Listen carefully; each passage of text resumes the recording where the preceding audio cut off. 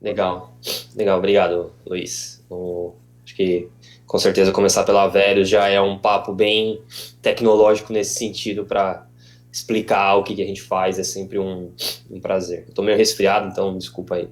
É, a Velhos ela é uma gestora de recursos, né? Então ela gere recursos, dinheiros das pessoas. Igual você vai no banco e investe em um fundo, investe em alguma coisa, a Velhos é uma gestora independente, né? De recursos, igual existe muitas outras gestoras hoje no Brasil independentes, né? Tradicionalmente a gente tinha sempre gestoras muito ligadas aos grupos financeiros, né? Bradesco, Itaú, sempre foram as maiores gestoras. Com esse movimento, principalmente capitaneado pela XP, que a gente fala que abriu a plataforma, né? Abriram as plataformas.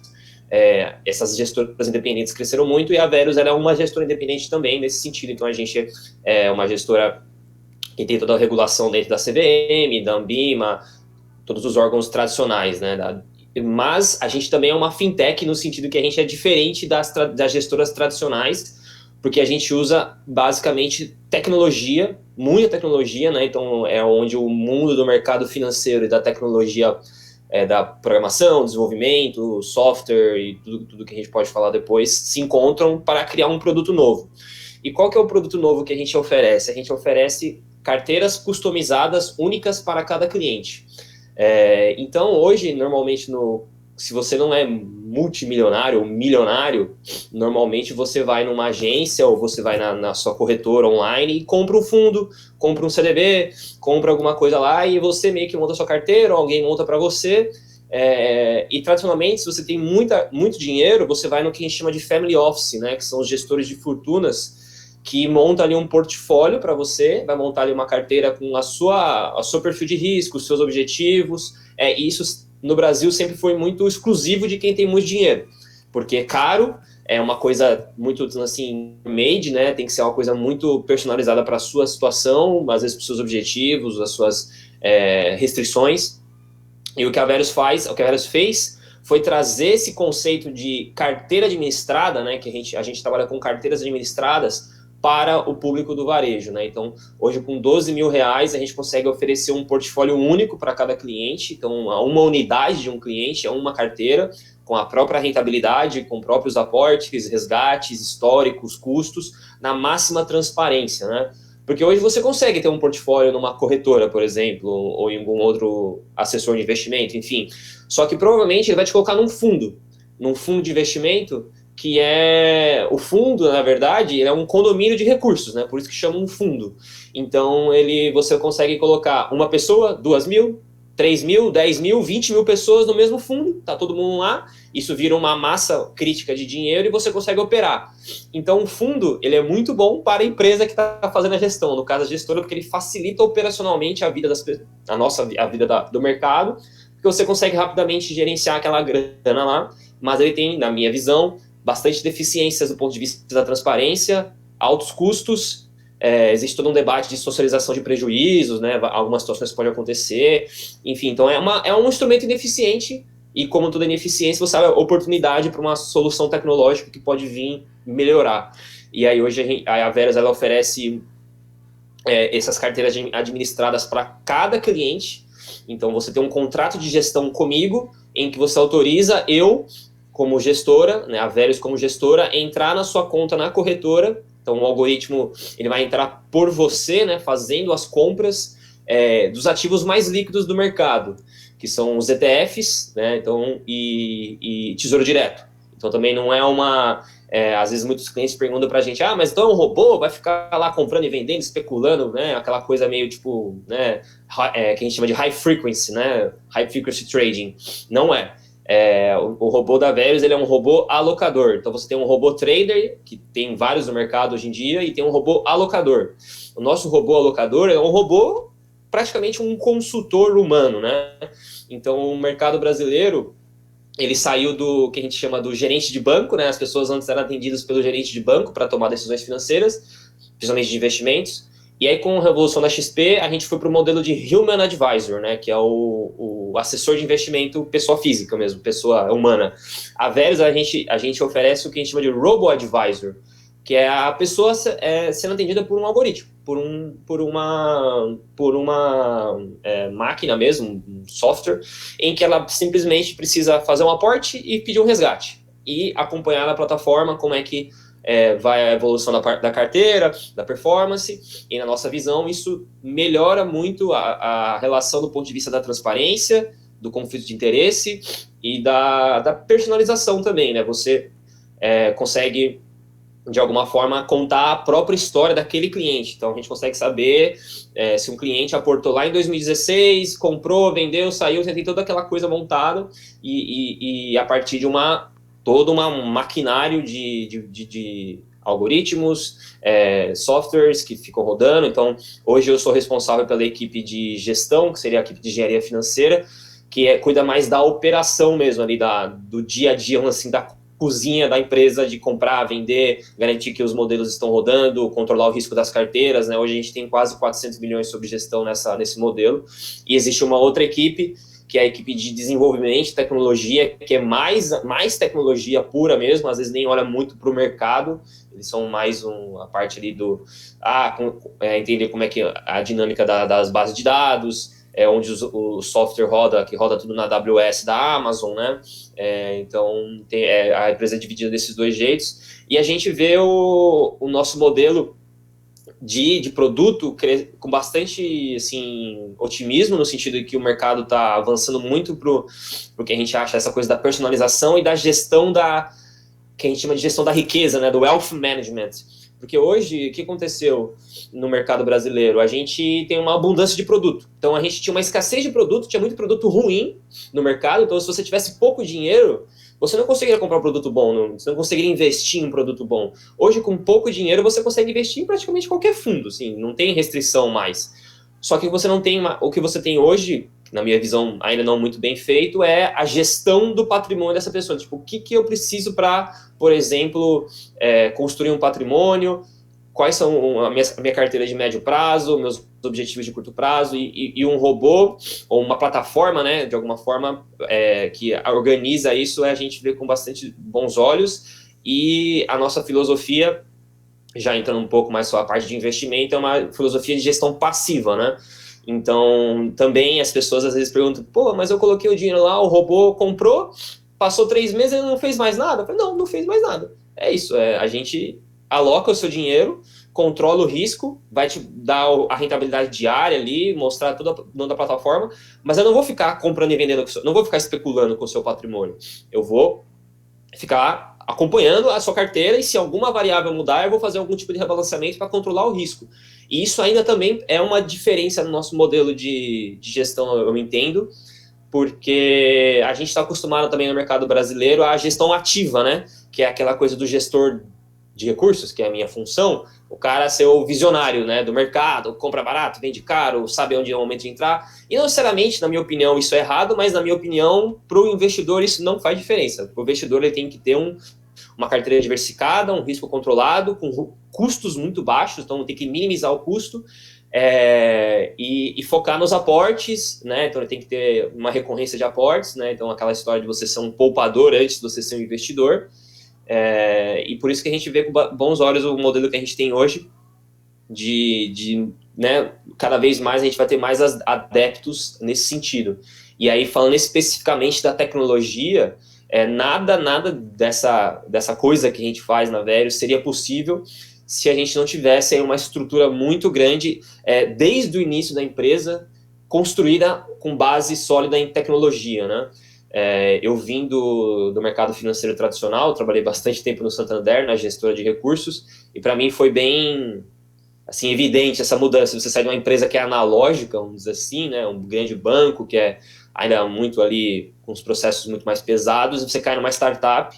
Eu entrei no ano passado lá, na Verius, no início do ano passado, em que a empresa, vamos dizer assim, não é que ela tem menos recursos, mas ela precisa otimizar ao máximo, porque é uma startup, então você precisa fazer o máximo com o mínimo, e os algoritmos, a tecnologia é justamente para isso. Então, hoje, eu mais 3 pessoas, a gente faz gestão de quase 4 mil portfólios juntos, com vários planilhas, várias dashboards de controles, né, e de alguma forma ali, vários algoritmos que estão monitorando. Então meu trabalho é muito mais parte de monitoramento e garantir que aquilo está tudo funcionando do que ficar ali, né, especulando no mercado, né. Então é mais ou menos isso. Não sei se quer falar um pouco mais sobre isso, mas essa é mais ou menos a introdução.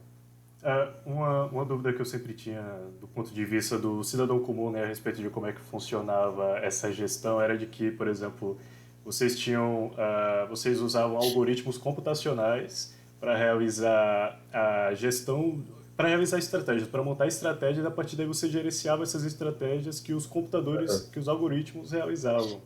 Uhum. Eu lembro de ter lido artigos que falavam mais ou menos sobre isso. Eu queria saber se de fato havia essa ligação direta, né, dos algoritmos, de você criar lá fórmulas computacionais para poder realizar Uhum. essas estratégias, essa montagem de estratégias. Sim, sim. Aí você está falando especificamente dos fundos quantitativos, né? Que tem alguns bem famosos no mercado hoje. Posso citar lá o Giant Steps, a Cadima, o próprio Murano. Tá borbulhando aí vários, vamos dizer assim, empreitadas nesse sentido, em que sim, você desenvolve uma estratégia, você desenvolve ali uma. O que é um algoritmo? Não? O algoritmo ele é uma série de passos, era uma repetição. Se o preço caiu e você teve um descolamento entre o preço médio, isso vai regredir a média, e aí você identifica isso como um padrão. E uma das coisas que é mais importante para o algoritmo é um backtest, né? Então, se você identifica um padrão hoje, sei lá, a Petrobras, toda vez que ela descolou 10% do preço histórico, isso, de alguma forma, o desvio padrão implícito ali, causa uma regressão à média também. Então, no final, você tenta achar padrões e fazer um backtest para o passado para poder aplicar vamos dizer assim, essa fórmula para o futuro, né? Essa que é o desafio. Você está olhando para o passado, assumindo que aquilo lá vai ter uma consistência e vai jogar para o futuro. E, de alguma forma, tem bastante gente que tem bastante sucesso nisso, teve bastante sucesso nessas operações bem mais de alta frequência. E a própria questão do machine learning, que aí a gente pode também falar um pouco de inteligência artificial, que também já é um avanço a mais nisso que que a gente está falando agora, porque você não necessariamente. O que o machine learning ele pode fazer? Ele não necessariamente vai fazer a compra e venda para você. Ele vai falar, é hora de comprar, é hora de vender. Mas ele vai, por exemplo, te dar indicadores antecedentes de uma possível, né, crise do coronavírus. Né? Ele vai te dar uma possível indicação de a economia brasileira está acelerando, porque ele está pegando vários indicadores de. Aí tem aquelas histórias, né? Indicador de tráfego aéreo, indicador de tráfego de rodovias. Você coloca tudo isso dentro do seu modelo e ele vai aprendendo com todo esse processo. Não é o que a gente faz na Verius, tem muita gente fazendo hoje em dia isso cada vez mais no Brasil. E acho que tem um desafio nesse sentido, né, falando um pouco sobre fundos quantitativos, é que o investidor brasileiro, ele é meio receoso ao robô, né? De alguma forma, quando você fala, não, então você vai colocar aqui no algoritmo, vai ficar rodando aqui, eu vou ficar só controlando, de alguma forma eu acho que a relação humana ainda é muito importante nos investimentos. Então, quem conseguir encontrar esse modelo híbrido entre a relação humana, da confiança de você falar com o seu assessor, ou falar com o gestor, entender que aquela pessoa está por detrás, a coisa não está acontecendo de forma randômica, né? Acho que é bem importante. Mas na Verius, o que a gente faz do nosso modelo, né? Para falar um pouco da gente.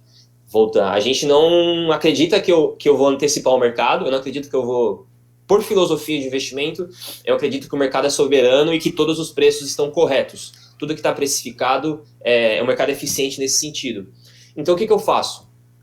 Eu vou partir do modelo do Markowitz, aí não sei como vocês estão familiarizados, né, nessa coisa do Markowitz, que é um cara que basicamente fundou aí o conceito de gestão de portfólio, né, de otimização de portfólio, em que ele diz que existe um portfólio, ou existe uma região de portfólios, numa combinação de vários ativos, que vai me maximizar a relação risco-retorno. Então, se eu tenho Bolsa Brasileira, Bolsa Americana, juros brasileiros, juros reais, né, que é a inflação, e juros CDI, né, que é a carteira da Verius. Então, eu tenho essas 5 classes de ativos, essas 5 grandes classes de ativos. Eu monto uma série histórica dessas 5 classes e coloco dentro de um otimizador em que ele vai fazer milhares de combinações. Então, ele vai fazer a primeira carteira, que é... A primeira carteira seria 100% Bolsa Brasileira, 0% em todas as outras classes. Qual é o risco, qual é o retorno disso? 50% a primeira, 50% a segunda, 0% as demais. Qual é o risco, qual é o retorno disso? Isso são milhares de combinações, isso para os últimos 20 anos, né? A gente usa uma base histórica de mais ou menos 20 anos, então ele faz todas essas combinações, isso vira um hiperplano, né? Porque você está fazendo 5 classes de ativos, então se vira um hiperplano, e você joga esse otimizador lá dentro, e ele começa a fazer todas essas combinações, e obviamente o máximo dessa função é o máximo da relação risco-retorno, que é o Sharpe, né? Então, o indicador do Sharpe, que também é outro economista aí que ganhou o prêmio Nobel junto com o Markowitz, é a relação incremental entre risco-retorno. Para quanto mais de risco eu tomei, dado o retorno que eu pretenderia ter, né? E aí ele vai fazer todas essas combinações e o máximo dessa função é o nosso portfólio otimizado, né? Então é o famoso portfólio otimizado do Markowitz e que a gente constrói e aí isso eu falo, ó, cliente, esse é o meu portfólio otimizado e a partir disso eu consigo criar cinco perfis de riscos, que são os 5 perfis hoje disponíveis para as pessoas investirem e eu vou calibrando o modelo ao longo do tempo.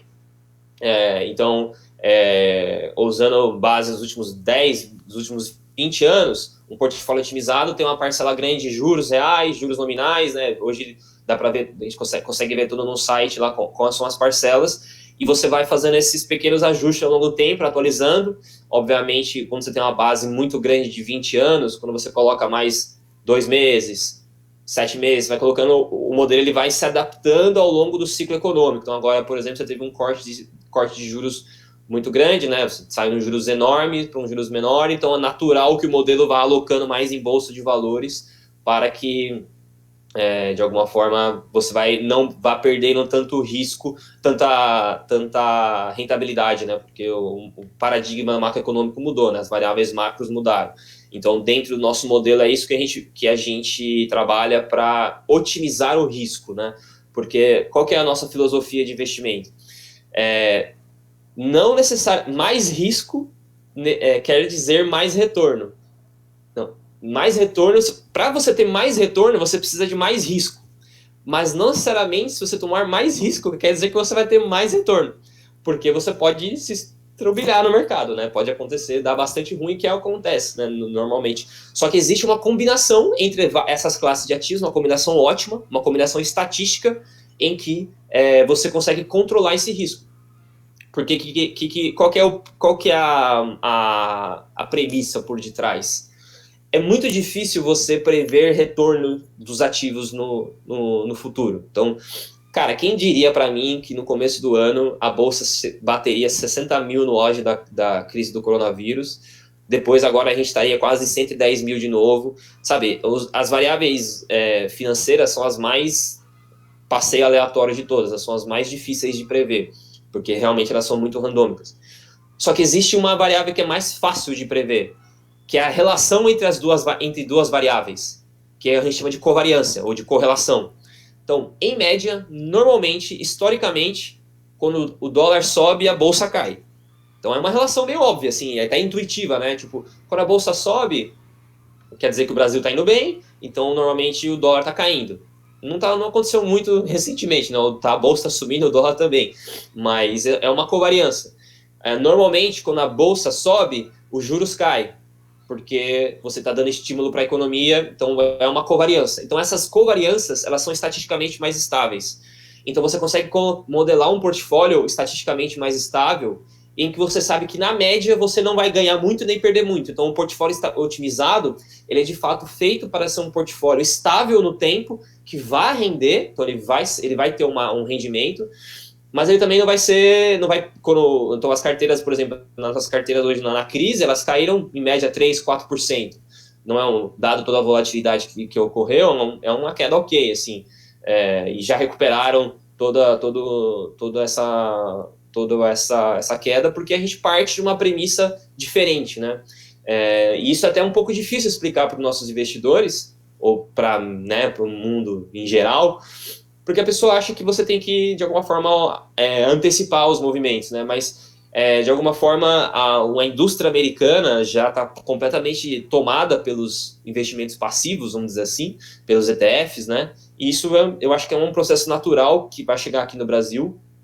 As pessoas vão buscar esses instrumentos e a gente na Verius acho que é uma opção que vai chegar. E aí, esse modelo que eu expliquei, ele é tipo uma parte do nosso robô, vamos dizer assim, né? O Wesley, né? Quando o cliente ele entra na plataforma, ele fala com o Wesley, que é uma forma de tentar humanizar todo esse processo, né? Então, Wesley identificou seu aporte, Wesley calculou sua rentabilidade, Wesley, né? Realmente para ficar uma coisa mais suave. Eu acho que foi bem inteligente do pessoal em criar. Só que essa parte do algoritmo, ele é uma parte, ele é uma perna do Wesley, vamos dizer assim.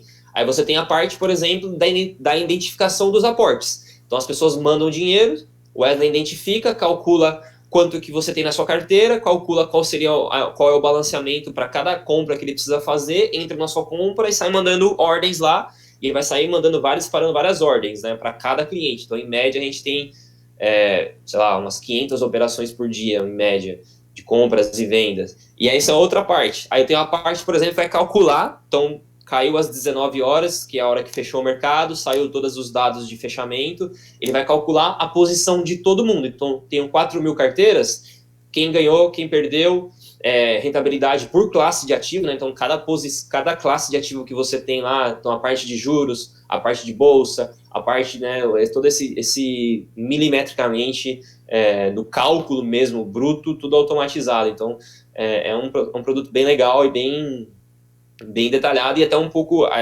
acho que já é um produto que já teve a sua aprovação no mercado, mas ele ainda é meio nichado, assim, de alguma forma, precisa que até a pessoa entenda um pouco mais para ele entender os benefícios, né? E é um produto que ele é muito, muito bom para quem tem capacidade de poupança.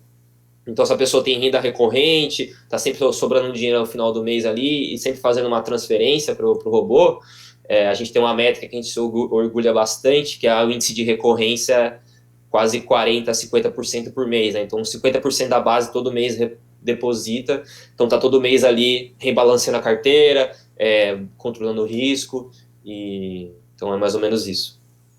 Nossa, legal. Deu para explicar bastante exatamente como é essa diferença, tanto entre o uso dos algoritmos, tanto as estratégias que vocês utilizam aí na Verius. E outra coisa também é justamente tentar explicar para as pessoas, comuns, até como a gente mesmo, sobre a utilização da tecnologia nesse setor, que ainda é muito nova, né? Eu sei que ainda tem poucas gestoras que utilizam, que tem um uso massivo aí da tecnologia para exercer esse tipo de trabalho. E sobre a sua opinião acerca de como é que você espera que isso, já que você espera que isso cresça, né? Você espera que outras tecnologias, né, como o uso de moedas digitais, como os próprios bitcoins, né, que atualmente voltaram a ser falados bastante aí no mercado financeiro, você acredita que isso que a gente tem uma tendência maior a realizar esse tipo de investimento, e como é que você aí na Verius acredita que isso pode ser algum tipo de benefício, ou não? Se pode utilizar isso, pode chegar a utilizar isso no futuro ou não? Com certeza, sim. Então, eu acho que a gente está vivendo essa efervescência do mercado financeiro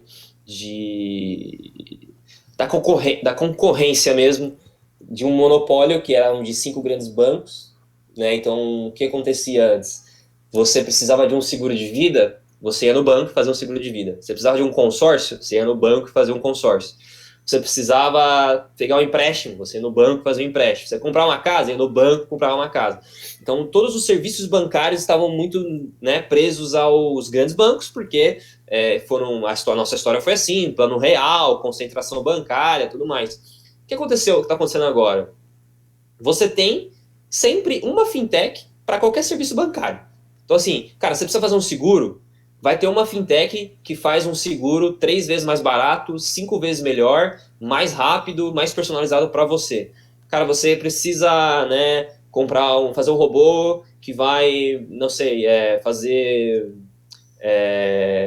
crowdfunding de mercado imobiliário, né? Que tem um pessoal que faz isso. Então, quer comprar um terreno, você quer investir um terreno, você quer comprar um terreno, você não tem a grana toda, você vai entrar num crowdfunding, então tem uma fintech que está fazendo isso. Então, o que está acontecendo hoje no mercado é que a granularidade de serviços concorrentes aos serviços bancários é gigante, né? O que a gente chama de ecossistema das startups, né? Então, você tem várias startups que estão atacando vários serviços bancários, é uma briga meio difícil dos bancos ganharem nesse sentido, porque não tem um inimigo, né? Você tem vários, e essa coisa vai meio que se retroalimentando. Obviamente, muitos bancos aí, sempre bancos e grandes empresas financeiras vão adquirindo essas empresas para colocar para dentro, né, um produto que faz sentido, um modelo de negócio, então também tem uma sinergia nesse sentido. Mas eu acho que esse processo só tende a se aprofundar no nosso mercado com base na tecnologia, né? E aí porque a tecnologia ela derruba o custo. Essa é a grande verdade, assim, ela derruba o custo para a empresa e para o cliente final. Então, primeiro para a empresa, porque você vai derrubar, então, né? Eu trabalhava no Santander, eu fazia praticamente a mesma função e eu precisava de 15 pessoas me atendendo lá, que a gente chamava do back office e middle office, né? Então, pessoas que ficavam ali quase um serviço não burocrático, mas executando as operações, garantindo que tudo liquidava, né? O back office ali, o negócio. E hoje a gente faz em 3 pessoas e só cuidando dos algoritmos, né? Obviamente, no Santander tinha muito mais dinheiro, mas esse é um exemplo de como a tecnologia ela vem para derrubar os custos e ganhar eficiência. E aí, né, na minha visão de velhos e visão do que eu acho que eu acredito como motivação, para entregar um produto melhor para o cliente, né? Então, muito poder na mão dos clientes hoje em dia para ele poder escolher produtos bons, com boa informação. Então, tem que estudar bastante, tem que entender um pouco aí para não também entrar em furada, que eu acho que tem bastante coisa. Como toda inovação, como toda mudança, sempre tem muita gente querendo aproveitar, né? Mas aí eu acho que sim, nesse momento a tecnologia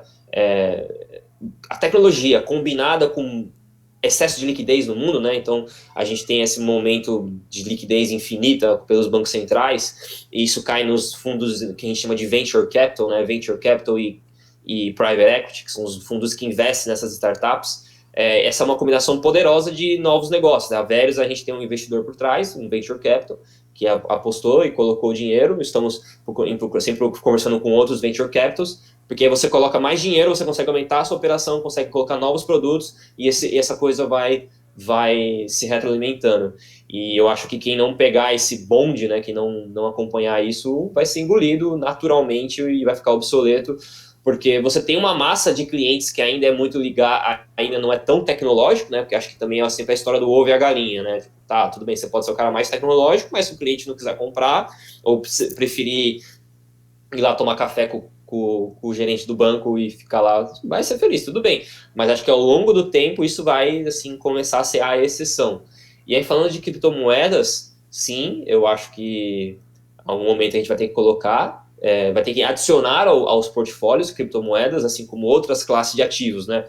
Porque, como eu comentei, a gente entende a gestão de portfólio como uma gestão do portfólio como um todo. Então, eu tenho uma visão global do portfólio do cliente, e aí eu vou ver quais classes de ativos ele tem que ter. Então eu tenho bolsa americana, bolsa brasileira, juros nominais, inflação, criptomoedas. A gente tem muita vontade de colocar fundo imobiliário, criptomoedas, talvez algum investimento mais internacional. Então você começa a preencher essas caixinhas, né, de várias classes de ativos e que são descorrelacionadas, né, como eu expliquei. Então normalmente, quanto mais descorrelacionado é um portfólio, classes de ativos entre elas, melhor, porque você está tendo um portfólio mais robusto.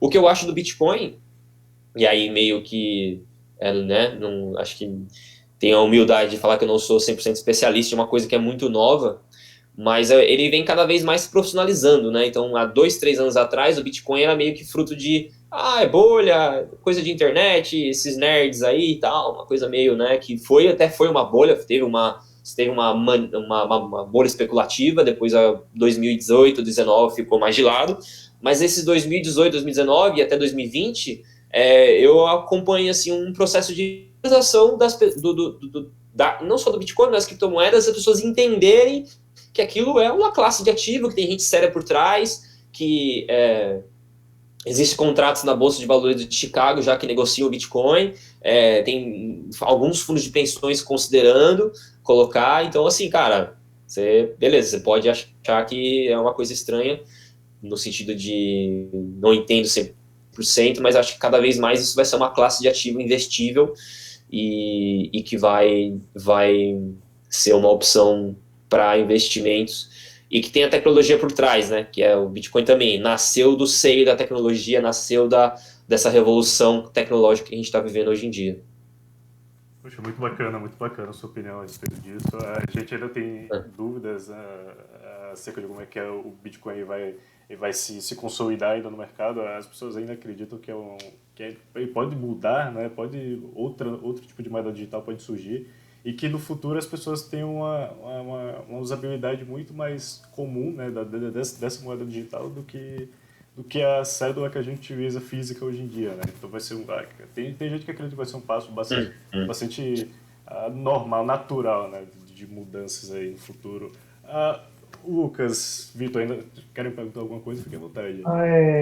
Ô Pedro, você falou algumas falas atrás sobre que o pessoal, principalmente aqui no Brasil, tem aquela desconfiança com o robô ainda, tal. Mas eu queria saber assim, se você imagina em algum futuro próximo ou até distante, se da mesma forma que as corretoras substituíram a agência nessa questão de investimento, tirou o público do pessoal que ia lá como você falou, ia lá na agência, tomar cafezinho com o gerente, etc. Se você acha que a figura do gestor financeiro vai ser eventualmente substituída pela tecnologia também. Você acha que existe essa possibilidade? Sim. Tem até aquela uma coisa que a gente fala no meio quant aqui, que a gente conversa. Porque muita gente fala, é fundo quantitativo e fundo normal, né? Fundo quant e fundo não quant, analógico. E isso é meio que eu acho que vai se tornar obsoleto. Não vai existir mais fundo quant e não quant. É o fundo porque o fundo usa ferramentas, estatística, desenvolve algoritmos para poder tocar a sua gestão, né? Então vai ser uma coisa meio redundante nesse sentido, falar fundo quant ou não quant, porque você precisa usar as ferramentas que vão te beneficiar como investidor ou como tomada de decisão.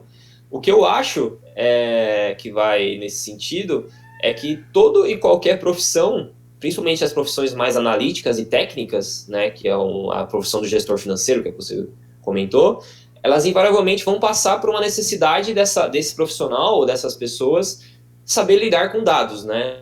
Manipular grande base de dados, manipular algoritmos e mostrar, de alguma forma, conseguir passar o valor disso para o cliente e que ele entenda que isso é um benefício para ele, um serviço, sem perder a confiança, sem perder a fiduciariedade, né? Aquela coisa que no final é uma relação de fidúcia, né? De confiança por trás, mas que essas ferramentas, né?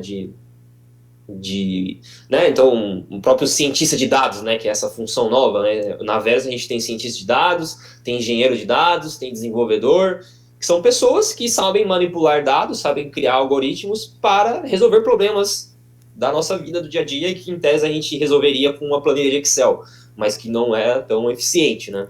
Então, eu acho que sim, cada vez mais a gente vai ver não necessariamente o fim da relação humana, porque acho que no final é uma relação humana, mas essa potência dessas ferramentas cada vez mais sendo usadas para oferecer um produto melhor, seja via um robô advisor, né, ou o que a gente chama de mixed, tem um modelo híbrido, né, que é o que eu falei. Nos Estados Unidos aconteceu isso. Nos Estados Unidos os robo-advisors cresceram muito, então mais ou menos o modelo que a gente tem, existe a Betterment e a Wealthfront, que são dois grandes robôs lá nos Estados Unidos, muito conhecidos, robo-advisors, e eles chegaram a um momento lá que eles precisavam oferecer como se fosse serviços adicionais, né? Serviço, então, você quer ter um atendimento com um consultor. Caiu a conexão? Aqui tá tudo bem. Tá normal. Ah, que apareceu problemas na conexão aqui, então é isso que eu achei aqui. Então, o que aconteceu na Betterment foi, e na Wealthfront, os robo-advisors americanos, que eles cresceram bastante, mas eles precisariam oferecer serviços diferenciados. Então, você consegue pagar, às vezes, uma taxa a mais, ou pagar ali um serviço a maior, ou para ter uma conversa com um consultor, para ter ali uma personalização. Então, eu acho que o mercado ele caminha nisso, né? Nunca você vai realmente limitar toda a experiência humana, mas você vai ter essa grande potência da tecnologia com as plataformas, e aí isso, cara, isso passa por, assim, desenvolvimento de softwares mesmo, e aí eu converso todo dia com esse pessoal, a conversa é outra conversa, assim, não tem nada de mercado financeiro, né, até para mim, que eu sempre fiz a minha carreira no mercado financeiro, está sendo uma super experiência nesse sentido, que aí você começa a pensar os problemas de outras formas, né? Como é que você pensa a escalabilidade do produto? Como é que você pensa a manutenabilidade das bases de dados? Como é que você monta a relação entre o que a gente chama de ETL, né? Extract, Transforming, Load. Como é que você extrai o dado, como é que você transforma o dado, como é que você carrega o dado? Como é que você roda todos esses algoritmos em paralelo, né? Então, questão de paralelismo de algoritmos. Se a Vera existisse há 5 anos atrás, ela não conseguiria existir 100% na nuvem, porque não existia um serviço que fazia isso. A gente teria que provavelmente ter uma câmera fria em algum lugar em São Paulo que rodaria todos os nossos computadores. A gente contrata um serviço da Amazon, né, que é a AWS, que inclusive é uma das, acho que já é a segunda maior fonte de receita da Amazon hoje, que a gente contrata mainframes e processadores lá na West Virginia, nos Estados Unidos, que vão rodar todos os nossos processos ao longo do dia. Então, vamos dizer assim, uma solução que a Amazon criou há um tempo bom, há uns 3, 4 anos atrás, que nem era o business model da Amazon, e que beneficiou a gente aqui no Brasil assim de forma sem precedentes. Então, eu acho, cara, sim, a tecnologia ela vai, com certeza tem muito a acontecer no nosso meio financeiro, e quem vai se dar bem vai ser a pessoa ou a empresa, o produto que melhor saber entregar isso para o cliente, né? Porque no final é sempre a experiência do cliente que conta, né? Sempre o quão aquilo lá é palpável para o cliente. Porque eu posso chegar para o cara e falar, não, você vai ter aqui uma plataforma que vira, que tem um monte de luz, acontece um monte de coisa tal, mas você não entrega um produto bom, você não tem um atendimento bom, você não tem uma transparência nas informações, você não tem uma relação de confiança, os dados não batem, né? Então os dados não são coerentes. Então tudo isso que já é o básico, acho que vai continuar, mas a tecnologia vem para melhorar tudo isso. Legal, muito bacana. Entendi, obrigado. Cara, muito bacana a conversa que a gente está tendo aqui, principalmente entre eu e o Lucas, que nós somos da área de TI, né? Inclusive a gente está vendo uma perspectiva bastante grande acerca de como é que está se abrindo, está se expandindo o mercado. E nesse setor, né, de mercado financeiro que a gente não esperava, até 2 anos atrás eu não tinha muita perspectiva de como é que profissionais da área de TI poderiam atuar diretamente nesse setor, mas a gente vê que o negócio está crescendo bastante, né? E que o conhecimento, né, até por profissionais que não são da área, entender como funciona banco de dados, né, como se for algoritmos computacionais, né, programação paralela, está se tornando cada vez maior. Então, essa é uma perspectiva muito interessante que a gente está tendo acerca desse cenário e que abre muitas portas, né, inclusive aí no trabalho e nesse setor. E vocês têm a intenção ainda de expandir na área tecnológica, né, acima de tudo. Uma coisa que eu vejo bastante é que eu vi um artigo em que o CEO do SoftBank, eu disse que um dos maiores focos da empresa atualmente é investir em inteligência artificial. A gente fica imaginando como é que uma empresa que atua, como é uma empresa bancária, uma instituição financeira, ela vai investir nesse setor, como é que isso vai agregar diretamente ao cliente, né? Vocês estão seguindo esse mesmo caminho e outras empresas aqui no Brasil também. Quais são os maiores desafios que você ainda acredita que existem, né, com relação a tudo isso? Sim. Eu acho que, né, falando sobre o Robo-Advisor ainda, esse modelo de negócio, né, que é que é o nosso modelo,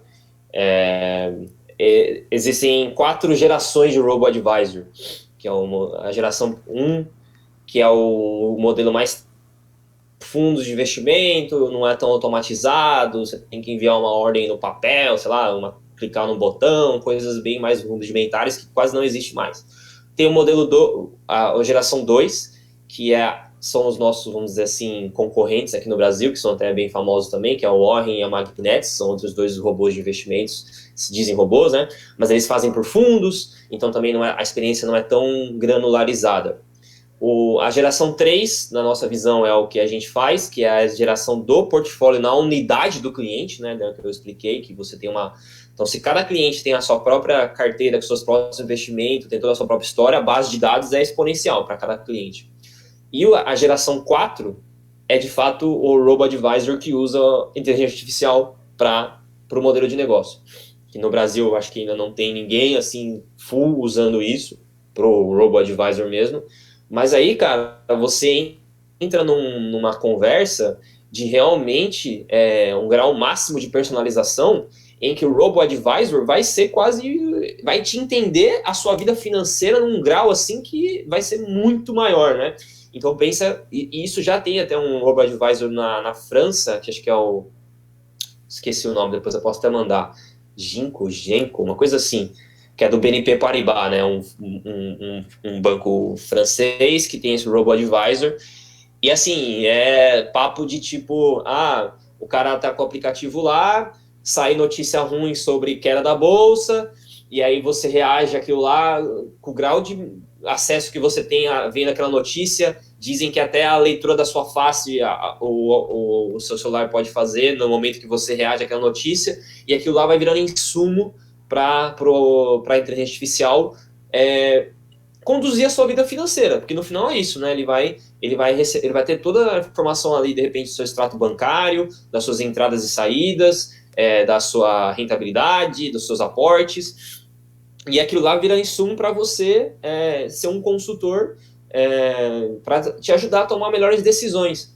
Porque no final é uma relação, né? Na Veras a gente fala muito sobre isso, economia comportamental. Por mais que eu possa fazer os melhores algoritmos, tentar controlar o risco, fazer tudo, a pessoa no final, ela tem medos, ela tem ganância, ela tem medo de perder dinheiro e ela quer ganhar mais, né? Tipo, é sempre ela quer ganhar o mais e quando o mercado cai, ela morre de medo e quer resgatar. Então é uma relação, tipo, você tem uma relação ali que você precisa ter ali uma assistência, tem que ter uma clareza de informação, e a inteligência artificial, ela com certeza pode vir, na minha visão, nessa parte do ajudar a mapear, né, o seu perfil de risco, os seus objetivos, como é que você lidar com as suas finanças, né, até nem só no mercado financeiro, mas o que a gente chama de planejamento financeiro, né, que é uma etapa anterior de como é que você, sei lá, guarda dinheiro e tudo mais. Isso é uma coisa. Ainda agora mais dentro do mercado financeiro mesmo, inteligência artificial, que eu sei é muito usado hoje pelos bancos para fraudes, né? Identificação de fraudes é um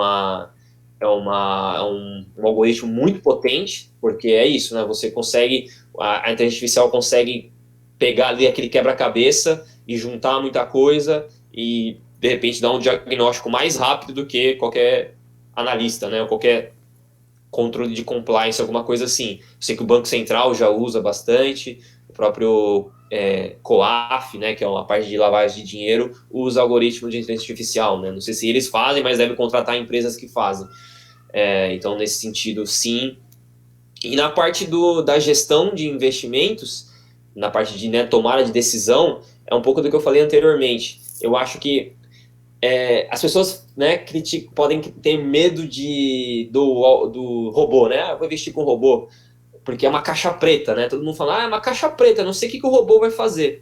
Cara, tem a caixa preta maior do que a cabeça do ser humano, do sentido de, tipo, o cara acordar se eu acordo de manhã, tô puto com o Brasil, tal, eu vou lá e vendo tudo das carteiras dos meus clientes, e aí eu perco dinheiro, mas por que você fez isso? Porque eu tava puto, tal. Então, tipo, cara, não existe caixa preta maior do mundo do que a cabeça de um ser humano, né?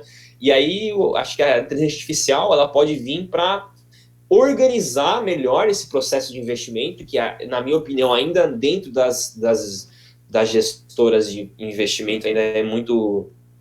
tende a ser muito humanizado nesse sentido, né, a sensibilidade do cara, né, o cara tem 30 anos de mercado, então ele tem a sensibilidade de que o mercado vai cair, o mercado vai subir, ele escutou não sei o que, o mercado ele é muito, né, tailor-made nesse sentido, e eu acho que daqui para frente, né, puta, a capacidade de dados que você tem, a capacidade de criar modelos, e aí de novo, não necessariamente é um modelo que vai falar para você comprar ou vender, mas vai ser um modelo que vai, por exemplo, monitorar um setor lá, sucroalcooleiro, como é que está a demanda do café, e aí isso vai te dar um insumo no impacto da exportação do Brasil, e por consequência a atividade econômica vai ser menor.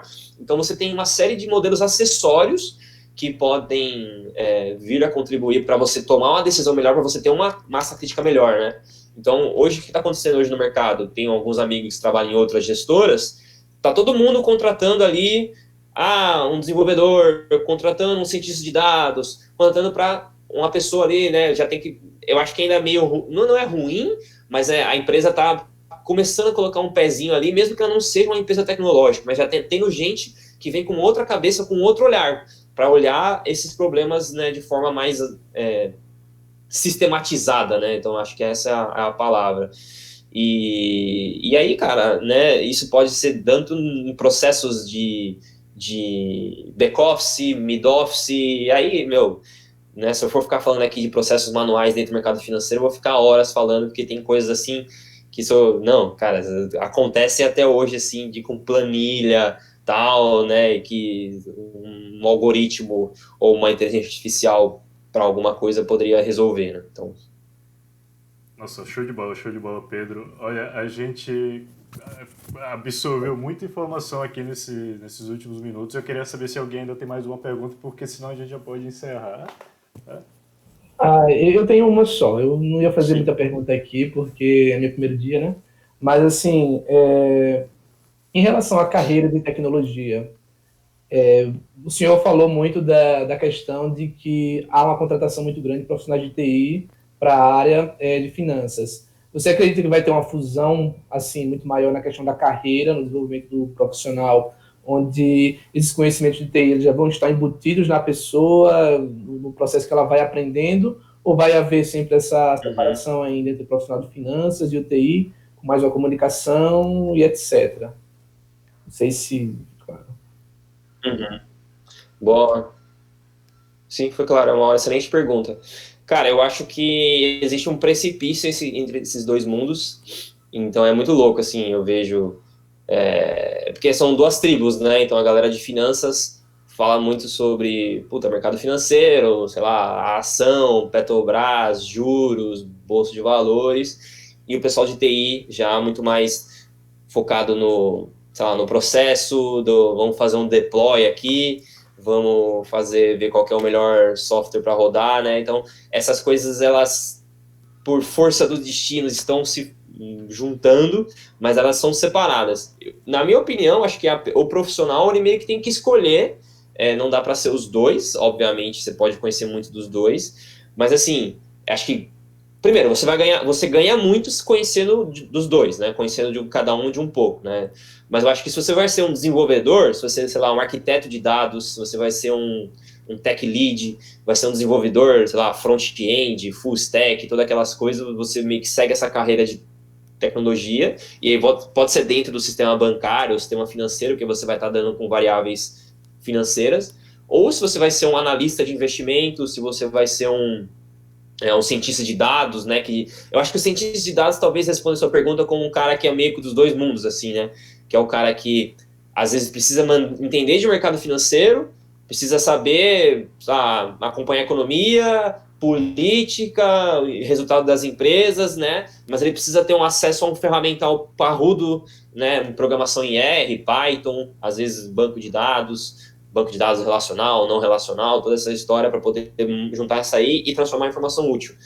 Mas eu acho que em algum momento ele tem que, não que ele vai ter que escolher, mas assim, às vezes ele tem que, ou vai ser mais finanças ou um pouco mais desenvolvimento de software, assim, porque isso nas empresas, né, no mercado financeiro é bem dividido até hoje ainda. Então, você tem o pessoal de tecnologia que vai lá trabalhar com aquela coisa de metodologia ágil, squads, toda aquela coisa do trabalho da tecnologia, e tem a galera do mercado mesmo, da análise de investimento, que tem uma outra forma de trabalhar. Talvez isso cada vez mais vai se misturar, mas eu ainda vejo que cada um tem o seu papel, assim, sabe?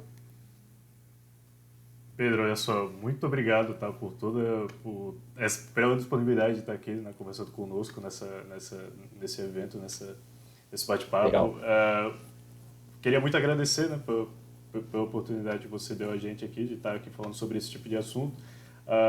Alguém gostaria de falar mais alguma coisa só para encerrar? Acho que já está dando tempo. Não, também só Tá gostaria. bom.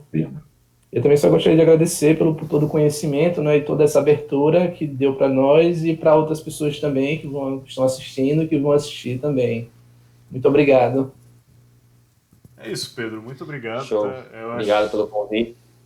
A gente que agradece e, tipo assim, eu acompanho você bastante nas redes sociais, você posta muita informação a respeito do mercado financeiro e eu espero que mais pessoas possam fazer isso, né? Possam te acompanhar também, assim como a gente faz, né? Justamente pelo conhecimento que isso agrega, né? Pela oportunidade de a gente entender um pouco mais, se familiarizar com um assunto que é cada vez mais necessário, cada vez mais importante de mercado financeiro. E é isso. Muito obrigado, Pedro. Conta sempre com a gente, enfim, a gente vai estar... Se eu puder, eu sempre vou estar aí buscando informação com você. E é isso, cara. Muito obrigado, tá?